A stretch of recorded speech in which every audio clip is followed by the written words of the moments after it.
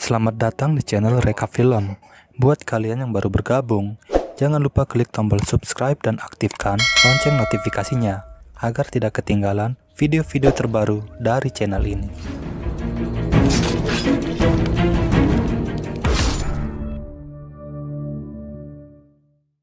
Terlihat beberapa orang pria sedang memacu kudanya dengan buru-buru. Dia adalah Raja Kuang He yang beberapa hari ini melarikan diri dari kejaran pasukan kerajaan yang memberontak. Sementara menunggu bala bantuan, mereka bersembunyi di sebuah rumah kosong. Tapi tiba-tiba, ribuan anak panah ditembakkan ke tempat persembunyiannya dan menewaskan beberapa pengawal yang setia. Taiyul yang selamat dari hujan panah, kemudian dengan gagah berani menghadapi para pemberontak sendirian. Guna menghindari korban yang tidak perlu, komandan pemberontak yang bernama Min Sung Ho kemudian menantang Taiyul untuk baiwan dengannya. Diketahui Taiyul dan Sung Ho dulunya merupakan pengawal pribadi dari Raja Kuang He. Akan tetapi karena bujuk rayu para pejabat, akhirnya Sung Ho meninggalkan Raja Kuang He dan menjadi musuhan dengan Taiyul. Sialnya dalam pertarungan ini mata Taiyul kelilipan, sehingga memberikan Sung Ho kesempatan untuk menyerangnya. Ketika Sung Ho akan menebas Taiyul, dia dihentikan oleh Raja Kuang He yang memilih untuk menyerah. 18 tahun kemudian Taiyul hidup tenang, jauh dari pemukiman bersama anak gadisnya yang bernama Taeok. Suatu hari ketika sedang berburu, penyakit Taiyul kambuh dan hampir membuatnya pingsan. Karena kondisi matanya sudah sangat parah, mereka disarankan untuk pergi ke Hua Sintang guna mencari obat. Si tabib yakin bahwa mereka akan mendapat obat jika menyebut namanya. Taeok berusaha membujuk ayahnya agar mau pergi ke Hua Sintang. Namun entah mengapa ayahnya menolak pergi ke sana, yang membuat Taeok menjadi bingung. Setelah mengancam akan pergi sendiri, Taiyul akhirnya mengalah dan setuju untuk pergi bersama Taeok. Keesokan harinya mereka pun turun gunung dan pergi menuju Hua Sintang. Saat melewati pasar, Taeok melihat ada keributan dan karena penasaran, dia pun berjalan mendatanginya.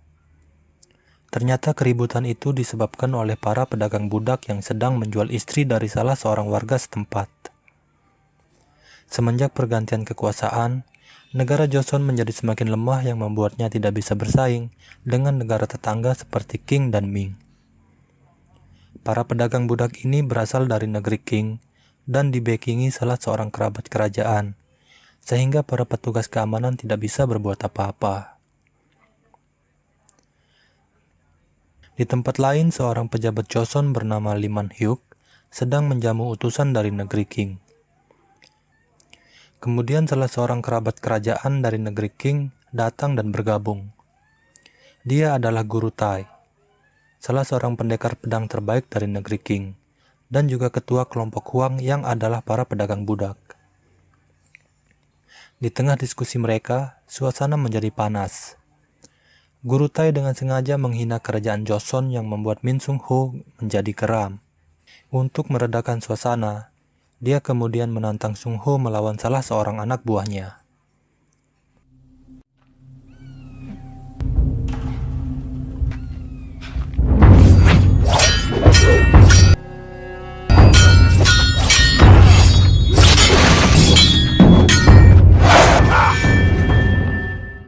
Duel dihentikan ketika pedang Sung Ho hampir menusuk leher lawannya.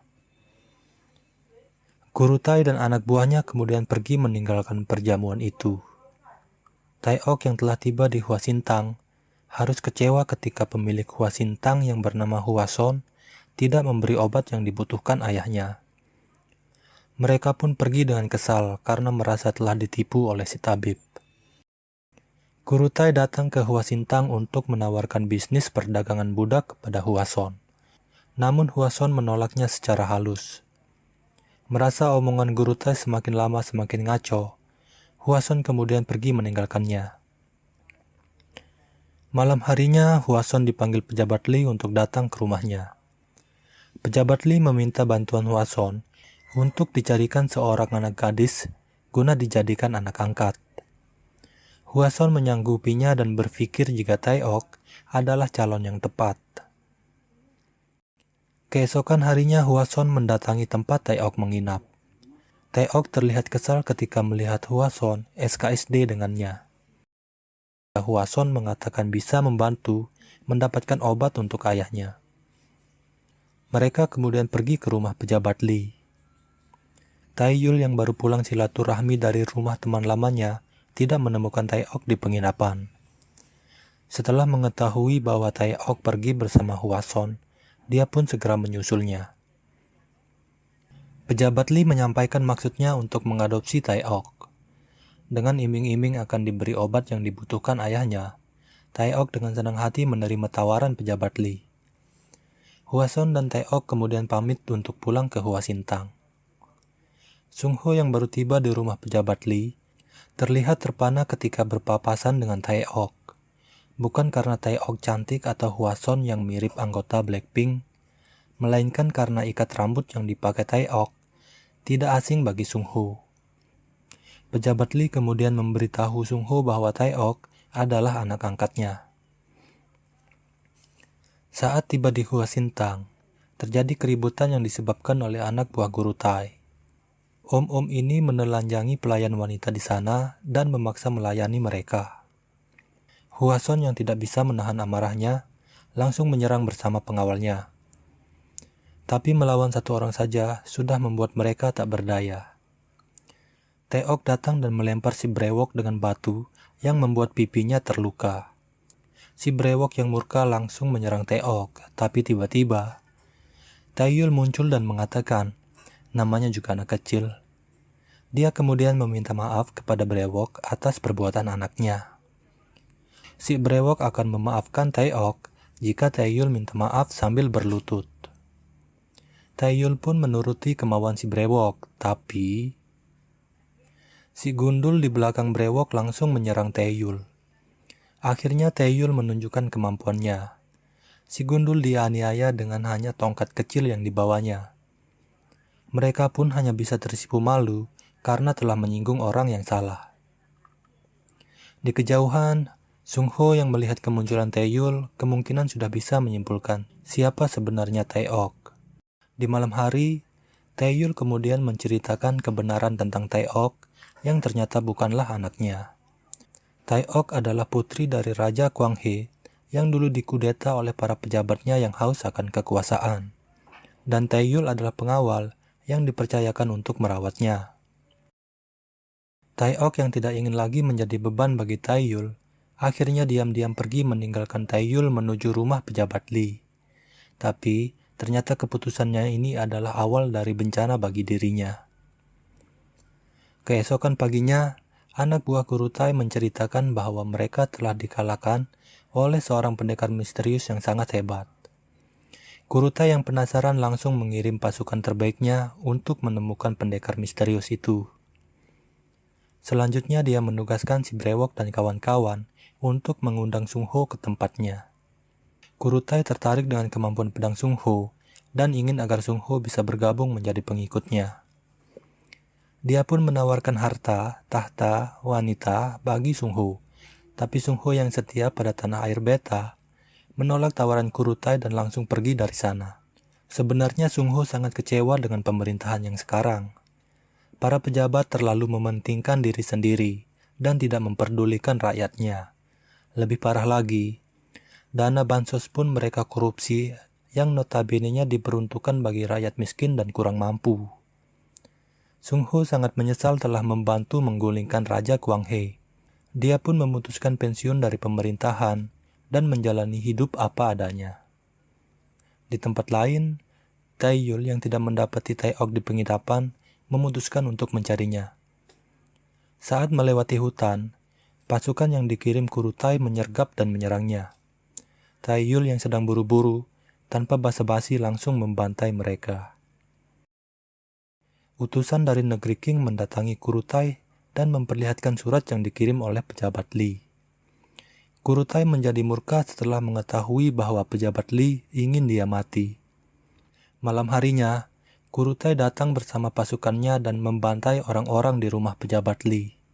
Taeok pun diseret dan hampir mati dipenggal Kurutai yang menyangka Taeok adalah anak pejabat Li. Di sini akhirnya diketahui maksud pejabat Li ingin mengadopsi Taeok. Ternyata dia ingin menyamarkan anak kandungnya agar selamat dari konflik dengan negara Qing. Beruntung si brewok yang mengenali Taeok menghentikan Kurutai dan mengatakan bahwa Taeok adalah putri pendekar misterius itu. Sung Ho juga datang dan meminta agar Taeok tidak dibunuh. Sebagai kompensasinya, dia akan bergabung dan menjadi pengikut Kurutai. Di Hwasintang, si gundul mengamuk dan menyiksa Hwason. Dia ingin menemukan dan membalas Taeyul yang telah mempermalukannya. Tidak lama kemudian Taeyul muncul dan langsung menghabisi si gundul tanpa perlawanan. Taeyul datang untuk mencari Taeok yang kemudian langsung diajak Hwason pergi ke rumah pejabat Li. Sampai di sana, mereka hanya menemukan barisan mayat yang berjejer rapi seperti ikan teri. Tapi, Taeok tidak ada di sana yang bisa disimpulkan bahwa saat ini Taeok masih hidup. Taeyul kemudian menanyakan tempat berkumpulnya para pendekar pedang yang dijawab oleh Hwason, kedai arak. Taeyul pun pergi ke sana dan mengobrak-abrik tempat itu. Di sana dia mendapat informasi bahwa Taeok telah dibawa oleh para pedagang budak. Taeyul kemudian melanjutkan pencariannya ke markas para pedagang budak.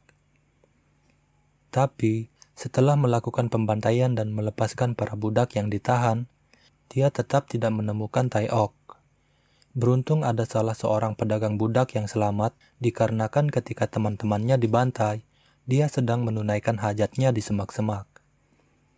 Dia pun akhirnya membawa Taeyul ke lokasi Taeok dikurung, yang ternyata adalah rumah di mana utusan dari negeri Qing tinggal. Di kediaman utusan dari negeri Qing, pejabat Li datang membawa pasukan kerajaan dan memberi ultimatum agar Kurutai segera diserahkan. Jika tidak, pasukan pejabat Li malah dibantai dalam sekejap. Si brewok yang melihat Taeyul tiba-tiba muncul, langsung melemparkan senjatanya. Si brewok dan rekannya masih tidak bisa mengalahkan Taeyul. Pasukan bersenjata tiba dan membantu si brewok. Lagi-lagi kembali Taeyul harus melakukan pembantaian. Para penembak tidak bisa melumpuhkan Taeyul yang pergerakannya gesit dan irit. Taeyul membunuh pasukan itu satu persatu tanpa kesulitan. Tapi, pasukan pembunuh Kurutai yang terlatih membuat Taeyul bertarung habis-habisan. Beberapa kali dia harus rela terkena sabetan dan tusukan yang tidak bisa dihindarinya. Pada akhirnya Taeyul menghabisi semua orang di sana, tapi sangat disayangkan, si brewok berhasil melarikan diri.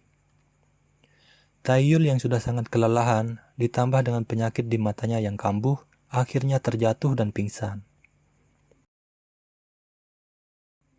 Si brewok yang selamat melapor kepada Kurutai bahwa semua pasukannya telah dibabat habis oleh Taeyul. Kurutai yang direndam amarah langsung menghabisi si brewok yang tidak becus. Taeyul terbangun di Hwasintang dan mendapati luka-lukanya telah diobati oleh Hwason. Matanya juga kembali normal dan kini bisa melihat dengan baik. Hwason menyarankan agar Taeyul istirahat dulu. Tapi karena sangat khawatir akan keselamatan Taeok, Taeyul pun pergi tanpa basa-basi. Taeyul lalu pergi mengunjungi teman lamanya yang adalah seorang pandai besi. Di sana dia diberitahu jika kelompok Kurutai ada di dermaga. Dia juga diberikan pedang baru yang mirip dengan pedang lamanya. Tak ingin menghabiskan waktu, Taeyul pun memacu kudanya menuju dermaga. Sampai di dermaga, dia dihadang oleh Sung Ho yang memintanya untuk menyerah, tapi Taeyul pun bertarung kembali melawan Sung Ho setelah sekian tahun lamanya. Namun Taeyul yang dulu bukanlah yang sekarang.